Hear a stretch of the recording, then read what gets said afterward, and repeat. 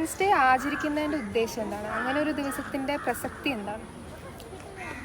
കേവലം മാർച്ച് 8 മാത്രം ഒതുങ്ങിക്കൂടുന്ന ഒരു പ്രോഗ്രാം മാത്രമായിരിക്കരുത് വിമൻസ് ഡേ എന്ന് പറയുന്നത്. അതായത് നമ്മൾ എല്ലാ ദിവസവും വിമൻസിന് ഇക്വാലിറ്റി കൊടുക്കുക, അവരുടെ കാര്യങ്ങൾ മനസ്സിലാക്കുക, അതൊക്കെ മുന്നോട്ട് കൊണ്ടുപോകുന്നത് തന്നെയായി. വിമൻസിന് പേഴ്സണലായിട്ട് ഉള്ള കുറേ ഇഷ്യൂസ് ഉണ്ടാവും. ഫോർ എക്സാമ്പിൾ പോസ്റ്റ്മോർട്ടം ഡിപ്രഷൻ, പിന്നെ അതേപോലെ തന്നെ മെൻസ്ട്രൽ ഇഷ്യൂസൊക്കെ ഉണ്ടാവും, മൂഡ് സ്വിങ്സ് കാര്യങ്ങൾ. അപ്പോൾ അത് പലർക്കും അതിനെക്കുറിച്ച് കൂടുതൽ അവെയർ അല്ല. അപ്പോൾ ഇന്നത്തെ ദിവസം അല്ലെങ്കിൽ മാർച്ച് 8 എന്നുള്ള ഡേ കൊണ്ട് നമ്മൾ ഉദ്ദേശിക്കുന്നത് അതൊന്ന് പബ്ലിക്കിനെ അവെയർ ആക്കുക, അറിയാത്തവർക്ക്.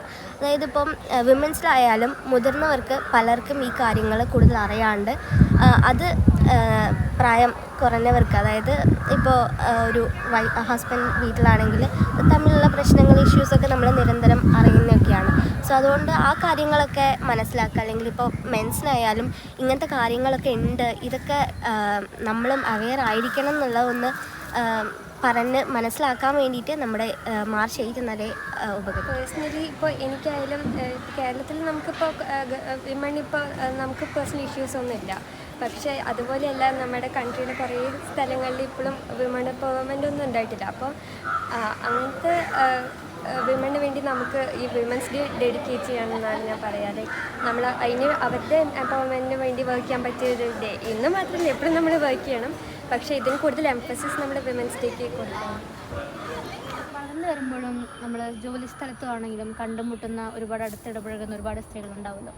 അപ്പോൾ അവരെല്ലാം പരിചയപ്പെടുത്തുന്നതും സംസാരിച്ചതിൻ്റെ ഒക്കെ വെളിച്ചപ്പാടിൽ സ്ത്രീകൾ നേരിടുന്ന ഏറ്റവും വലിയ സ്ട്രഗിൾ എന്താണെന്നാണ് തോന്നുന്നത്? സ്ട്രഗിൾ എന്ന് പറയുമ്പോൾ ഇപ്പോൾ ഈ അടുത്ത കാലത്തായിട്ട് തോന്നിയൊരു കാര്യം, അതായത് നമ്മുടെ ആരോഗ്യ മേഖലയിൽ ബന്ധപ്പെട്ട കോഴ്സുകളായി ആകുമ്പോൾ, മറ്റ് കോഴ്സുകളൊന്നും അത്രത്തോളം അറിയില്ല, പക്ഷേ ഈ മേഖലയിലുള്ള കോഴ്സുകളാകുമ്പോൾ, പ്രത്യേകിച്ച് നമ്മുടെ MBBS കോഴ്സ്, ഇതിൽ സ്ത്രീകൾ അനുഭവിക്കുന്ന ഏറ്റവും വലിയ പ്രശ്നം എന്തെന്ന് വെച്ചാൽ ഈ നീണ്ട ഒരു 5-6 വർഷത്തോളം ഉണ്ട് നമ്മുടെ കോഴ്സ്. അപ്പോൾ ഈ കോഴ്സ് കഴിയുമ്പോൾ തന്നെ ഏകദേശം സ്ത്രീകളുടെ എല്ലാവരുടെയും വീടുകളിൽ, വിദ്യാർത്ഥിനികളുടെ വീടുകളിൽ അവരുടെ വിവാഹത്തിനായി നിർബന്ധിക്കും.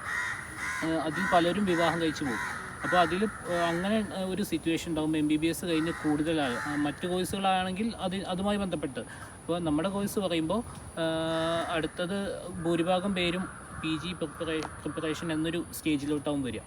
അപ്പോൾ അതിൽ ഇങ്ങനെ വരും. ഈ ഒരു സ്റ്റേജിൽ ഇപ്പോൾ സ്ത്രീകൾ കോഴ്സ് കഴിഞ്ഞ ഉടനെ തന്നെ വീടുകളിലും മറ്റും നിർബന്ധിച്ച് അവർക്ക് ഒരു വിവാഹം കഴിപ്പിച്ച് അയക്കുകയും ചെയ്യുമ്പോൾ, അപ്പോൾ ആ ഒരു സിറ്റുവേഷനിൽ അവർക്ക് ഈ പ്രിപ്പറേഷൻ ഫേസിലോട്ട് വരുന്നതിലുള്ള ബുദ്ധിമുട്ട് ഇനിയിപ്പോൾ അങ്ങനെ ഒരു ഇഷ്ടംപോലെ വരുന്നുണ്ട്. കാരണം മികച്ച റാങ്കുകൾ വാങ്ങിക്കുന്നവരും എല്ലാം അധികം സ്ത്രീകൾ തന്നെയാണ് നമ്മുടെ കോഴ്സുകളിൽ എടുത്ത് നോക്കിക്കഴിഞ്ഞാൽ.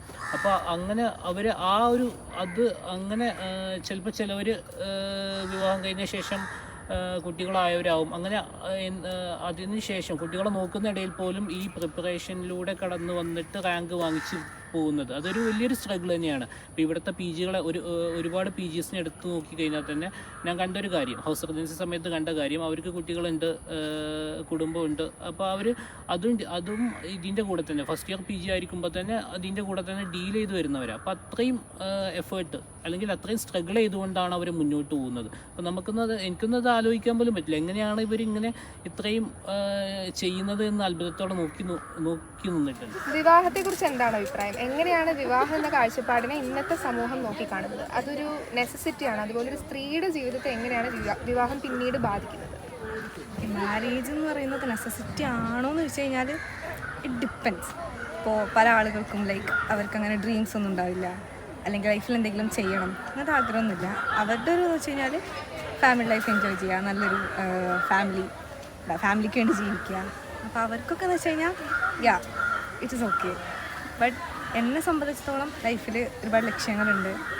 എന്തെങ്കിലുമൊക്കെ ഡിഫറെൻ്റായിട്ട് ചെയ്യണം, എൻ്റെ പാഷൻ കണ്ടിന്യൂ ചെയ്യണം, എന്തെങ്കിലുമൊക്കെ ആവണം എന്നാഗ്രഹമുണ്ട്. So it depends on the partner too. അപ്പോൾ ചിലർക്ക് എന്ന് വെച്ചാൽ നന്നായിട്ട് സപ്പോർട്ട് ചെയ്യും, അല്ലെങ്കിൽ അവരുടെ ഡ്രീംസ് അച്ചീവ് ചെയ്യാനായിട്ട് മോട്ടിവേറ്റ് ചെയ്യും, എല്ലാ ഹെൽപ്പും ചെയ്യും, കൂടെ നിൽക്കും. അങ്ങനെയൊക്കെ ആണെങ്കിൽ ഇറ്റ്സ് ഗുഡ്.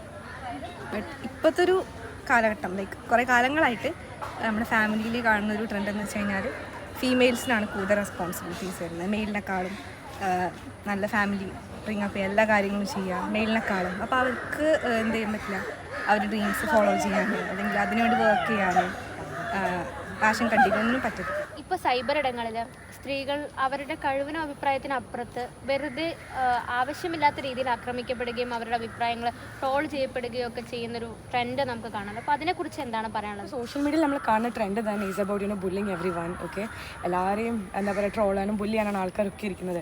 അവിടെ എന്തോ പേഴ്സണൽ ഫ്രസ്ട്രേഷൻ പോയി തീർക്കുന്ന പോലെയാണ് ആൾക്കാരുടെ പോസ്റ്റിൽ ആൾക്കാരെ പെരുമാറുന്നത്. ഐ തിങ്ക് ഏറ്റവും കൂടുതൽ വിക്ടിം ആവുന്നത് women are there because I think they are more objectified. Like ഇപ്പോൾ റാൻഡമായിട്ടൊരു പെൺകൊച്ച് വന്ന് അവളുടെ ലൈക്ക് എന്താ ഒരു അഭിപ്രായം പറയുകയോ അല്ലെങ്കിൽ എന്തെങ്കിലും പോസ്റ്റ് ചെയ്യുവാണെങ്കിൽ തന്നെ അതിനായിട്ട് ഇഷ്ടംപോലെ നമുക്ക് ഹേറ്റ് കമൻസും എന്താ പറയുക സൈബർ ബുള്ളിങ്ങും ഒക്കെ നമുക്ക് കാണാൻ പറ്റും.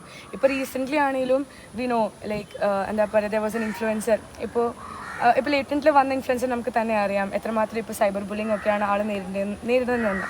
അപ്പോൾ like we as woman like we have to speak up for ourselves. Okay, അപ്പോൾ നമ്മളിപ്പോൾ ആ ഷോ അപ്പോൾ കണ്ടപ്പോൾ തന്നെ നമുക്കറിയാം എന്താ പറയുക ലൈക്ക് അവിടെ അങ്ങനെ ഒരു മോശം കമൻറ്റ് ഒരു ചെക്കൻ പറഞ്ഞപ്പോൾ she stood for her self.